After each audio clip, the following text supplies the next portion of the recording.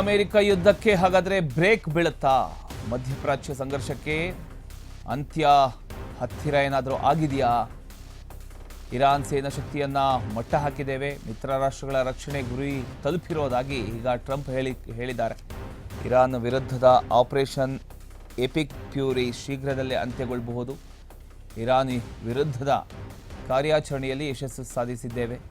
ಇರಾನ್ನ ಕ್ಷಿಪಣಿ ಸಾಮರ್ಥ್ಯ, ಲಾಂಚರ್ಗಳು, ರಕ್ಷಣಾ ನೆಲೆ ನಾಶಪಡಿಸಿದ್ದೇವೆ. ಮಧ್ಯಪ್ರಾಚ್ಯದ ಮಿತ್ರ ರಾಷ್ಟ್ರಗಳಾದ Israel, Saudi Arabia, Qatar, UAE ರಕ್ಷಣೆಗಾಗಿ ನಾವು ಹಾಕ್ಕೊಂಡಿರತಕ್ಕಂಥ ಗುರಿಗಳು ಈಡೇರಿವೆ.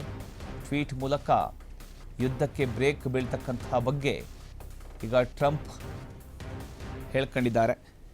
ಈ ಚರ್ಚೆಗೆ ಪ್ರಮುಖ ಕಾರಣವಾದದ್ದು ಅಮೆರಿಕ ಅಧ್ಯಕ್ಷ ಡೊನಾಲ್ಡ್ ಟ್ರಂಪ್ ನೀಡಿರತಕ್ಕಂಥ ಇತ್ತೀಚಿನ ಹೇಳಿಕೆ. ನೀವು ದೃಶ್ಯದಲ್ಲಿ ಗಮನಿಸ್ತಾ ಇದ್ದೀರಿ.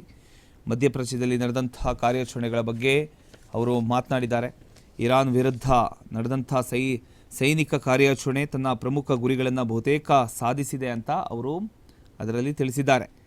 ಅಮೆರಿಕ ಸೇನೆ ನಡೆಸಿರತಕ್ಕಂಥ ಆಪರೇಷನ್ ಎಪಿಕ್ ಫ್ಯೂರಿ ಮೂಲಕ ಇರಾನ್ನ ಕ್ಷಿಪಣಿ ಸಾಮರ್ಥ್ಯ, ಲಾಂಚರ್ ವ್ಯವಸ್ಥೆಗಳು ಹಾಗೂ ಪ್ರಮುಖ ರಕ್ಷಣಾ ನೆಲೆಗಳನ್ನು ದುರ್ಬಲಗೊಳಿಸಲಾಗಿದೆ ಅಂತ ಟ್ರಂಪ್ ಹೇಳ್ಕೊಂಡಿದ್ದಾರೆ.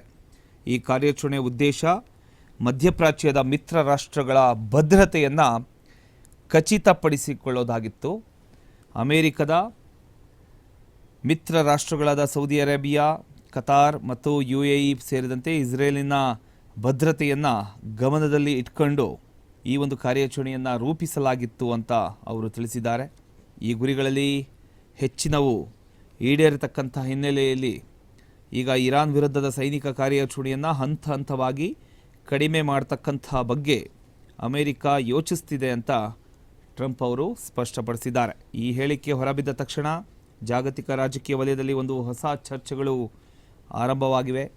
ಕೆಲವರು ಇದನ್ನು ಮಧ್ಯಪ್ರಾಚ್ಯದಲ್ಲಿ ಶಾಂತಿಯ ಮೊದಲ ಸೂಚನೆ ಅಂತ ವಿಶ್ಲೇಷಿಸಿದ್ದಾರೆ. ಇನ್ನು ಕೆಲವರು ಇದು ತಾತ್ಕಾಲಿಕ ವಿರಾಮ ಮಾತ್ರ ಆಗಿರಬಹುದು ಅನ್ನುವಂಥ ಒಂದು ಅಭಿಪ್ರಾಯನ ಕೂಡ ವ್ಯಕ್ತಪಡಿಸ್ತಿದ್ದಾರೆ.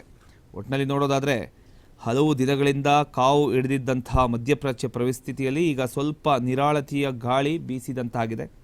ಯುದ್ಧದ ನೆರಳು ನಿಧಾನವಾಗಿ ಹಾಗಾದರೆ ಕಡಿಮೆ ಆಗ್ತಾ ಇದೆಯಾ, ಅಥವಾ ಇದು ಮತ್ತೊಂದು ದೊಡ್ಡ ತಿರುವಿನ ಮುನ್ನೋಟನ ಅನ್ನುವಂಥ ಒಂದು ಪ್ರಶ್ನೆಗಳಿಗೆ ಉತ್ತರವನ್ನು ಮುಂದಿನ ದಿನಗಳ ಒಂದು ಬೆಳವಣಿಗೆಯ ಮೂಲಕ ನೀಡಬೇಕಾಗಿದೆ. ನಾವು ಕೂಡ ಕಾದು ನೋಡಬೇಕಾಗಿದೆ.